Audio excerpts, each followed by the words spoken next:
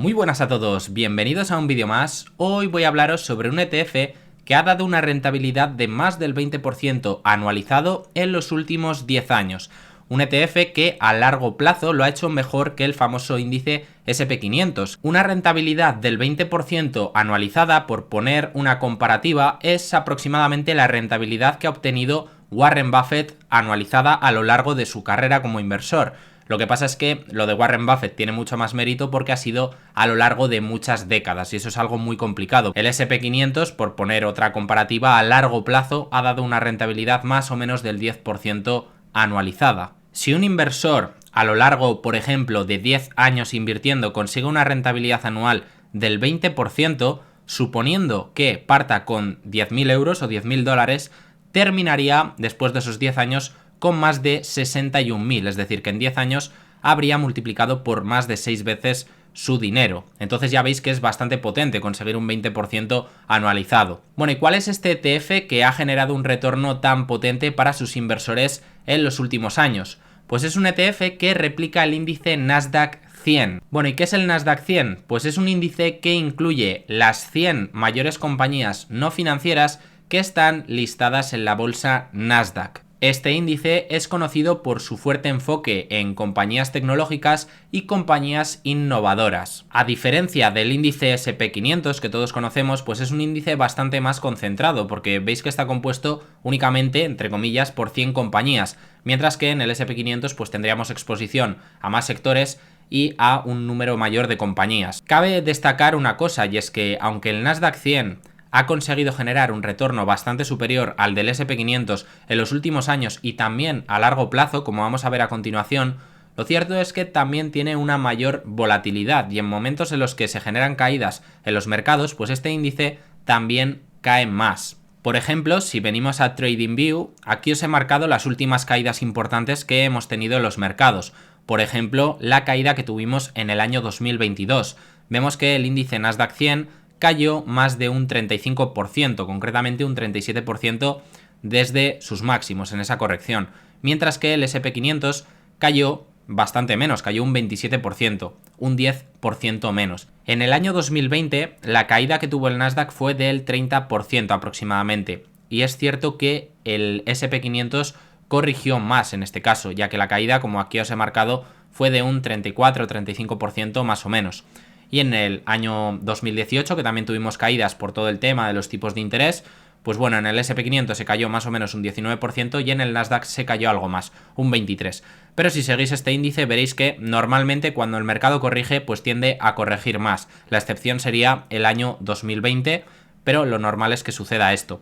Ahora mismo estamos en un momento en el que las bolsas también están empezando a corregir, pero bueno, todavía no hemos tenido una corrección muy significativa. Desde máximos hemos caído más o menos un 5 o 6%.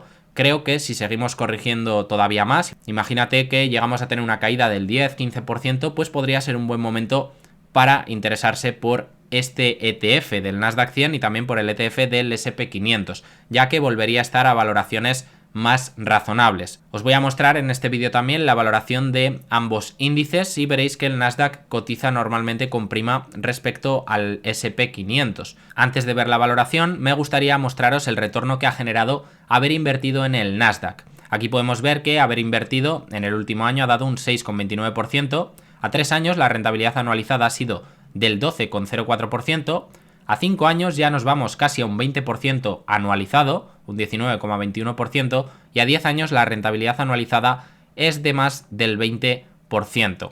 Os he puesto también aquí una comparativa en los últimos 5 años de la rentabilidad que ha generado el Nasdaq 100 y la rentabilidad que ha generado el SP500. Podéis ver en azul el SP500 y en naranja el Nasdaq 100. Podéis ver también cómo lo ha hecho a 10 años, que también lo ha hecho pues bastante mejor en este caso el Nasdaq, y también podemos ampliar el gráfico para que nos dé más información y vemos que a más largo plazo, concretamente aquí hay datos desde el año 1994, la ventaja a favor del Nasdaq es bastante importante, ya que el retorno generado ha sido del 4.516% frente al 1.000% del SP500. Es decir que también mirando periodos de tiempo más largos ha conseguido una rentabilidad bastante superior.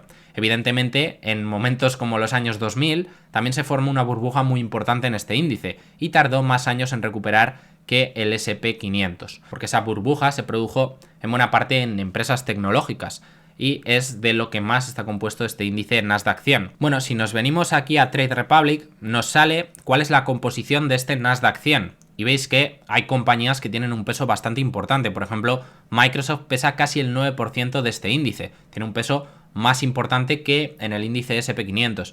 Tenemos Apple entre las principales compañías, ya que este es un índice que pondera por capitalización bursátil, al igual que hace el SP500. Lo que pasa es que aquí hay un menor número de compañías. También estaríamos invirtiendo en Nvidia con un 5,71% del peso, Amazon, Meta, Broadcom, Google, tenemos Costco también.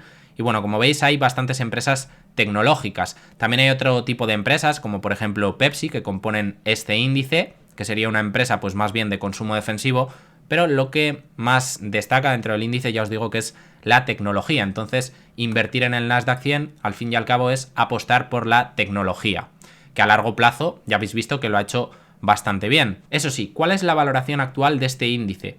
Pues bueno, si nos venimos a esta web de Wall Street Journal, podemos ver que el Nasdaq 100 cotiza a un PER de 29,72 veces, muy por encima del PER al que está cotizando el índice SP500. En parte puede estar algo justificada una valoración superior dentro del Nasdaq por el mayor crecimiento que tienen muchas de estas compañías, pero sí que es cierto que la valoración pues parece exigente. El PER Forward bajaría un poco esta valoración, estaríamos hablando de 26 veces PER con los beneficios estimados para los 12 próximos meses y en el SP500 estaríamos hablando de 20 veces PER Forward. Entonces veis que la valoración es exigente. Por eso os decía que puede ser interesante si las correcciones que estamos viendo estas últimas semanas en los mercados pues continuasen un tiempo más y estas valoraciones bajasen un poco más.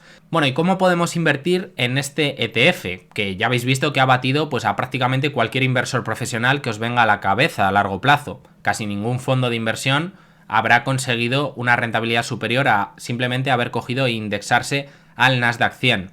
También al SP500 es bastante difícil batirlo, sobre todo para los fondos de inversión, ya que tienen que seguir ciertas normas. Y la verdad es que no entiendo muy bien por qué hay mucha gente que apuesta tanto por la gestión activa cuando los gestores realmente pues están cobrándote unas comisiones, en muchos casos abusivas, para conseguir rentabilidades peores a las del propio índice. Lo cual, pues bueno, desde mi punto de vista no tiene mucho sentido. Bueno, para invertir en el Nasdaq 100 tenemos varias opciones. La más sencilla yo creo que es cogerse un ETF que tenga bajas comisiones, como por ejemplo este ETF que tenemos en Trade Republic de la gestora Amundi, que tiene unos gastos totales del 0,22%, buscar siempre ETFs pues con las menores comisiones posibles, y aquí pues ya podríamos invertir directamente con bajas comisiones. En la mayoría de brokers pues operar con ETFs es bastante económico, así que considero que es una opción bastante adecuada. Yo intentaría coger, si quisiese replicar este índice, un ETF que sea de acumulación, os lo suele poner en los datos fundamentales aquí abajo. Si veis que pone de distribución, quiere decir que paga dividendos, pero yo creo que es más interesante, sobre todo por temas fiscales, que sea de acumulación y los dividendos que vaya cobrando ese ETF se vayan reinvirtiendo, sobre todo si se es inversor de largo plazo. Y bueno, aquí tenéis el leasing, que os lo dejaré aquí abajo en la descripción. Existen más ETFs que replican este índice, pero esta creo que dentro de Trade Republic, que es uno de los brokers que yo uso para tema de ETFs, pues puede ser una opción interesante. Pero ya os digo que hay muchas más y no habrá mucha diferencia en tema de comisiones de unas a otras. De todos modos, intentar buscar siempre un ETF con las mínimas comisiones posibles para que no lastre vuestra rentabilidad. Así que nada, hasta aquí el vídeo de hoy. No sé si conocíais este ETF, entiendo que la gente que lleve más tiempo invirtiendo, pues por supuesto que sí, pero a lo mejor hay gente que lleva menos tiempo en el mercado y que solamente le han hablado del SP500 y piensa que no hay más opciones, y realmente pues existen otras muchas opciones, y concretamente si lo que quieres es invertir apostando por la tecnología, porque crees que lo puede hacer bien de cara a los próximos años, pues el Nasdaq 100 puede ser una opción para ti. También, antes de despedirme, comentaros que puede ser interesante en este tipo de ETFs hacer aportaciones periódicas. De esta manera, a largo plazo probablemente vayas a tener un buen retorno. No importará tanto tu punto de entrada si, por ejemplo, durante los 10, 15 o 20 próximos años vas a hacer una aportación de X cantidad de euros cada mes. Esto es lo que se conoce como DCA y creo que es una de las mejores opciones para la mayoría de inversores que a lo mejor no disponen del tiempo o los conocimientos pues para a lo mejor montarse una cartera por su cuenta o a lo mejor porque no quieren hacer simplemente market timing y no se la quieren jugar a intentar comprar en el momento más bajo de mercado, porque eso realmente es muy complicado y no siempre acaba saliendo bien. Aprovecho para recordaros que os voy a dejar por aquí abajo el último vídeo que subí en este canal secundario, en el que os hablé de una versión especial del índice SP500, que es el índice SP500 Equal Weight o equiponderado, que da el mismo peso a cada una de las acciones que lo componen, a diferencia del SP500 tradicional, que lo que hace es ponderar por capitalización, igual que hemos visto en el Nasdaq, es decir que las compañías más grandes pues tienen un mayor peso y una mayor influencia en el índice. Pues bueno, en esa otra versión, que os la comento en ese vídeo, eso no es así y a largo plazo lo ha hecho mejor que el SP500 tradicional. Así que nada, ahora sí, sin quitaros más tiempo, me despido ya de vosotros y nos vemos pronto con nuevo contenido. Un saludo.